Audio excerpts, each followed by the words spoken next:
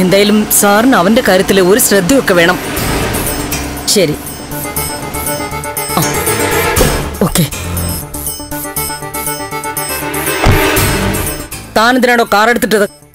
ഞാൻ പറഞ്ഞോ? സിദ്ധാർത്ഥൻ സാറിന് അങ്ങോട്ട് പോകാനുണ്ടെന്ന് പറഞ്ഞു, അതാ.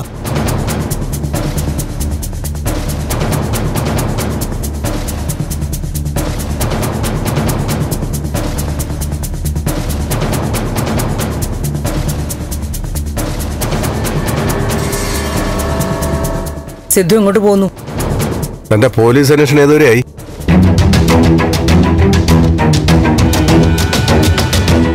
ഞാൻ അറിഞ്ഞു ഗിരീഷിന്റെ വീട്ടിൽ പോലീസ് ചെന്നതും ഗിരീഷിനെ ക്വസ്റ്റ്യൻ ചെയ്തതൊക്കെ. ആ വീട്ടിൽ കാണുമെന്ന് സംശയം പോലെ പറഞ്ഞിട്ടുണ്ടാവും അല്ലേ?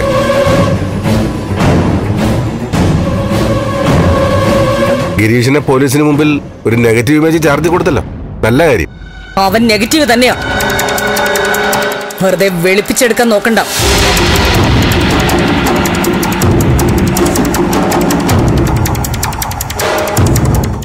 എല്ലാവരും കൂടി അവനെ മീരയുടെ രക്ഷകനായിട്ട് അങ്ങ് സ്ഥാപിച്ചിരിക്കുകയല്ലേ. അവസരം മുതലെടുക്കാൻ നോക്കി നടക്കുന്നവനാ. ആദ്യം അവിടെ തന്നെയാ തരേണ്ടത്. ഗിരീഷേട്ടനെ ഞാൻ വിളിച്ചിരുന്നു. മീര അവിടെ എത്തിയ ഗിരീഷേട്ടൻ തന്നെ ഇങ്ങോട്ട് വിളിച്ച് പറയുമായിരുന്നു. ഓ, സത്യസന്ധനായ മാതൃക അധ്യാപകനാണല്ലോ അവൻ. ഒന്നാമത് എന്ത് ചെയ്യണമെന്ന് അറിയാതെ നിൽക്കോ എല്ലാരും. അതിനിടയിൽ അങ്ങോട്ടും ഇങ്ങോട്ടും ഒരു തർക്കം വേണ്ട.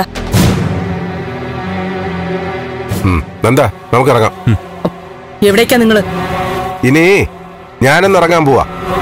മീരെ കണ്ടുപിടിക്കും.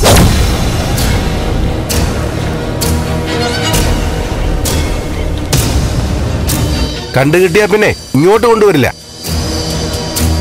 ആദ്യം എല്ലാ കാര്യങ്ങളും തുറന്നു പറയും.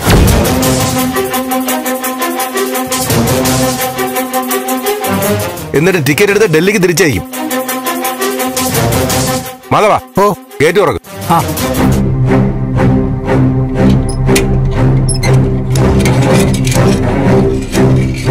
വണ്ടി ഇറ.